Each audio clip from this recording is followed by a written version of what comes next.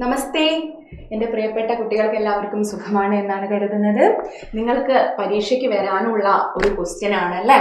നമുക്ക് ലെട്ടും റെട്ടും എന്ന് പറയുന്നത്. അപ്പൊ നമുക്ക് അതെങ്ങനെയാണ് എഴുതുന്നത്? എന്താണ് ഈ ലെട്ട് റെട്ട് എന്ന് പറഞ്ഞാൽ? ട് എന്നുള്ളതൊക്കെ ഞങ്ങൾ കേൾക്കാറുണ്ട്. എന്താണ് ഈ ട് എന്നൊക്കെ പറഞ്ഞാൽ എന്നുള്ളത് നോക്കണമല്ലേ? നമുക്ക് നോക്കാം എന്താണ് ലെട്ടും റെട്ടും എന്നുള്ളത് അല്ലെ. ലെട്ട് എന്ന് പറഞ്ഞാൽ ഏതാ കാലം?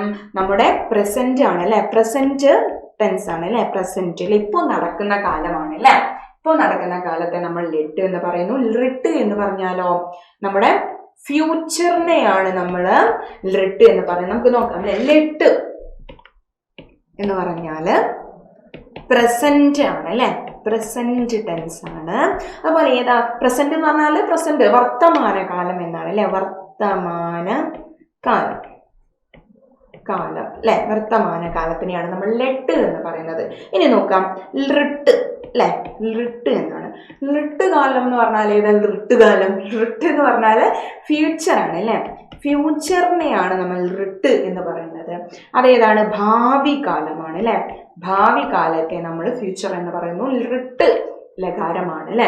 ലകാരങ്ങൾ ടോട്ടൽ 10 എണ്ണാണുള്ളത്. അതിൽ 2 എണ്ണമാണ് ലെട്ടും റിട്ടും. ഇനിയും കുറെ ഉണ്ട്. ലെങ്, ലിട്ട്, അങ്ങനെ ഒരുപാട് ലകാരങ്ങളുണ്ട് അല്ലെ. 10 ലകാരങ്ങളാണുള്ളത്. അപ്പൊ നമുക്ക് നോക്കാം. ലെറ്റ് ലകാരത്തിൽ പഠതി അല്ലെ. തീ അവസാനിക്കുന്ന വാക്കുകളൊക്കെ ഏതാണ്? തീ അല്ലെ. പഠതി സിമ്പിൾ ആയിട്ട് പഠതി അല്ലെ. ലിഖതി. ഇനിയോ ഗച്ഛതി, നമതി അല്ലെ. നമതി, ക്രീഡതി അല്ലെ. ഇതൊക്കെ എന്താണ്? സിമ്പിൾ ആയിട്ട് എന്താണ്? പഠതി പഠിച്ചുകൊണ്ടിരിക്കുന്നു, ലിഖതി എഴുതിക്കൊണ്ടിരിക്കുന്നു, ഗച്ഛതി നടന്നുകൊണ്ടിരിക്കുന്നു, ക്രീഡതി കളിച്ചുകൊണ്ടിരിക്കുന്നു, ലിഖതി എഴുതിക്കൊണ്ടിരിക്കുന്നു, നമതി നമിച്ചുകൊണ്ടിരിക്കുന്നു, പ്രാർത്ഥിച്ചുകൊണ്ടിരിക്കുന്നു എന്നൊക്കെയാണ് അല്ലെ പറയുന്നത് അർത്ഥം. ഇതൊക്കെ എന്താണ്? ക്രിയാപദങ്ങളാണ് അല്ലെ. ക്രിയാപദങ്ങൾ എന്ന് പറഞ്ഞാൽ എന്താ? ഡൂയിങ് വേർഡ്സ്, ചെയ്യുന്ന പ്രവൃത്തികൾക്കാണ് നമ്മൾ ഡൂയിങ് വേർഡ്സ് എന്ന് പറയുന്നത് അല്ലെ.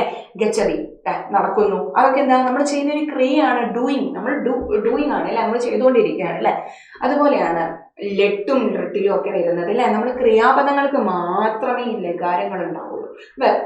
അഖില് അല്ലെ, സൂര്യൻ, ഇതൊക്കെ എന്താണ്? ക്രിയാപദങ്ങളാണോ? അല്ല, അത് നാമപദങ്ങളാണ്, പേരുകളാണ്. പേരുകൾക്ക് ഒന്നും ലെട്ടും റിട്ടും ഒന്നുമില്ല കേട്ടോ. നമ്മുടെ ക്രിയകൾക്ക്, ചെയ്യുന്ന പ്രവൃത്തികൾക്കാണ് ലെട്ട് റിട്ട് എന്നൊക്കെ നമ്മൾ പറയാറില്ല. അപ്പൊ നമുക്ക് നോക്കാം. റിട്ട് ലകാരം അല്ലെ. ഭാവി കാലാണ് അല്ലെ. ഫ്യൂച്ചറിനെ പറയുന്നു. പഠിഷ്യതി. എന്താ പഠിഷ്യതി? ശ്യാന്ന് വന്നുല്ലേ നടുക്ക്. പഠതിൻ്റെത് എന്താണ്? പഠിഷ്യതി അല്ലെ. പഠിഷ്യതി, ശ്യാ വന്നു. ഈ ശ്യാ കേട്ടാൽ ഓർത്തുക, അത് റിട്ട് ലകാരമാണ്. ശ്യാ വന്നാൽ ഏതാ ലകാരം? റിട്ട് ലകാരം, ഭാവി കാലമാണ്. ഇനിയോ നോക്ക.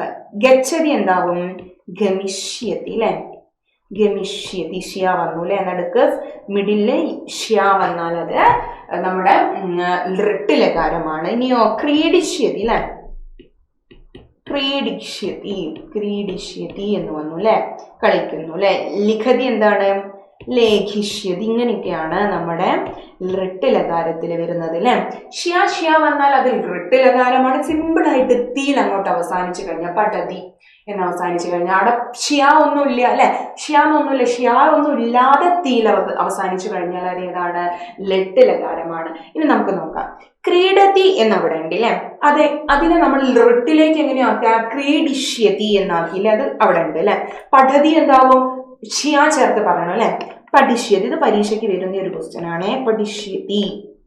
ഇനിയോ ഭവിഷ്യതി എന്ന് അവിടെ ഉണ്ട്. ഷ്യാ വന്നു അല്ലെ. ഇനി ഷ്യാ ഒഴിച്ചിട്ട് ഷ്യാ അങ്ങ് എടുത്തു കളയണം അല്ലെ.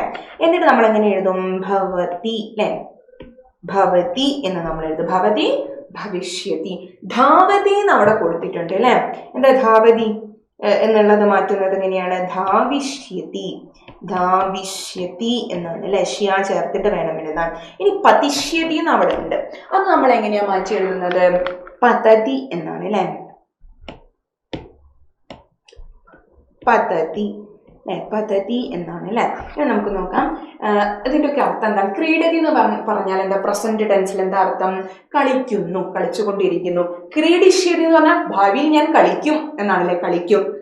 ക്രീഡതി കളിച്ചുകൊണ്ടിരിക്കുന്നു, ക്രീഡിഷ്യതി കളിക്കും എന്നാണ്. പഠതി പഠിച്ചുകൊണ്ടിരിക്കുന്നു, പഠിഷ്യതി പഠിക്കും എന്നാണ് അല്ലെ. ഭവതി എന്ന് പറഞ്ഞാൽ ഉണ്ടാകുന്നു, ആകുന്നു. ഭവിഷ്യതി ഉണ്ടാകും, ആകും എന്നാണ് അല്ലെ. ധാവതി ഓടിക്കൊണ്ടിരിക്കുന്നു എന്നാണ്. അത് ഭാവിയിലേക്ക് വരുമ്പോൾ ധാവിഷ്യതി ഓടും, ഓടും എന്നാണ് അല്ലെ. ഭാവിയിൽ ഓടും, ഇനി വരാനുള്ള കാലത്ത് ഓടും എന്നാണ് അല്ലെ. പതതി വീഴുന്നു, വീണുകൊണ്ടിരിക്കുന്നു, ഇപ്പോഴും വീണുകൊണ്ടിരിക്കുകയാണ്, വീഴുന്നത് നിൽക്കുന്നില്ല എന്നുള്ള അർത്ഥം അല്ലെ. ഇനി അതോ ഭാവിയിലേക്ക് വീഴും, മോനെ നാളെ നീ അവിടെ പോയിട്ടുണ്ടെങ്കിൽ വീഴുട്ടോ എന്ന് പറയൂലേ അമ്മ. അപ്പം അങ്ങനെ പതിഷ്യതി, പദ്ധതി എന്ന് പറഞ്ഞാൽ വീഴുക എന്നാണ് അല്ലെ. പതിഷ്യതി വീഴും എന്നാണ്. അപ്പോൾ നിങ്ങൾ ഓർക്കുക, രണ്ട് ലകാരങ്ങൾ. ലെട്ട് എന്ന് പറഞ്ഞാൽ പ്രസന്റ് ആണ്, ലൃട്ട് എന്ന് പറഞ്ഞാൽ ഫ്യൂച്ചർ ആണ്. ലെട്ട് എങ്ങനെയാ മനസ്സിലാക്കുന്നത്? സിമ്പിൾ ആയിട്ട് പടതി, ഗച്ഛതി, ലിഖതി, നമതി അല്ലെ, പിബതി അല്ലെ, ധാവതി, ഇതൊക്കെ അല്ലെ സിമ്പിൾ ആയിട്ട്. അവിടെ ശ്യാ അല്ല, ആ അല്ല, ഒന്നുമില്ല, സിമ്പിൾ ആയിട്ട് പടതി അങ്ങനെ പറയുന്ന വാക്കുകളാണ് ലെട്ട് ലകാരം. ഇനി ഋട്ട് എന്ന് പറഞ്ഞാൽ ശ്യ ശ്യ ശ്യ നടുക്ക് വരും അല്ലെ. ശ്യ എന്ന വാക്ക് നടുക്ക് വരുന്നതിനെയാണ് നമ്മൾ ഋട്ട് ലകാരം, ഭാവി കാലം എന്ന് പറയുന്നത് അല്ലെ. അപ്പോ ഈ ഒരു ക്വസ്റ്റ്യൻ പരീക്ഷയ്ക്ക് വന്നിട്ടുണ്ടെന്ന് വെച്ചാൽ നിങ്ങൾ തീർച്ചയായിട്ടും എഴുതണം. നിങ്ങളോട് ഇങ്ങനെയായിരിക്കും പറയാം, ഉദാഹരണാനുസാരം പൂരയത എന്ന് പറയും. ചിലത് നിങ്ങൾക്ക് ലെട്ട് ലകാരം തരും, ചിലത് ഋട്ട് ലകാരം തരില്ല. അപ്പൊ നിങ്ങൾ എന്താക്കണം? ലെട്ടിനെ ഋട്ടിലേക്ക് മാറ്റണം. നമ്മളിവിടെ പദ്ധതി എന്നുള്ളത് പഠിഷ്യതി ആക്കില്ല, അതുപോലെ നിങ്ങൾ മാറ്റണം. ചിലപ്പോൾ ഋട്ടായിരിക്കും തരുന്നത് അല്ലെ, ക്രീഡിഷ്യതി തരും. അപ്പൊ നിങ്ങൾ ലെട്ടിലേക്ക് മാറ്റണം, ക്രീഡതി എന്നാക്കി മാറ്റണം അല്ലെ.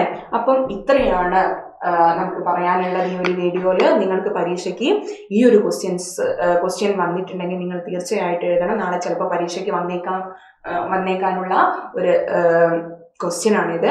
നിങ്ങൾ തീർച്ചയായിട്ടും ഇത് കണ്ടിട്ട്, ഈ ഒരു വീഡിയോ കണ്ടിട്ട് പഠിച്ചിട്ട് പരീക്ഷയ്ക്ക് പോകണം. അപ്പം എല്ലാ മക്കൾക്കും ഒരു ഓൾ ദ ബെസ്റ്റ് പറയുന്നു. ധന്യവാദ.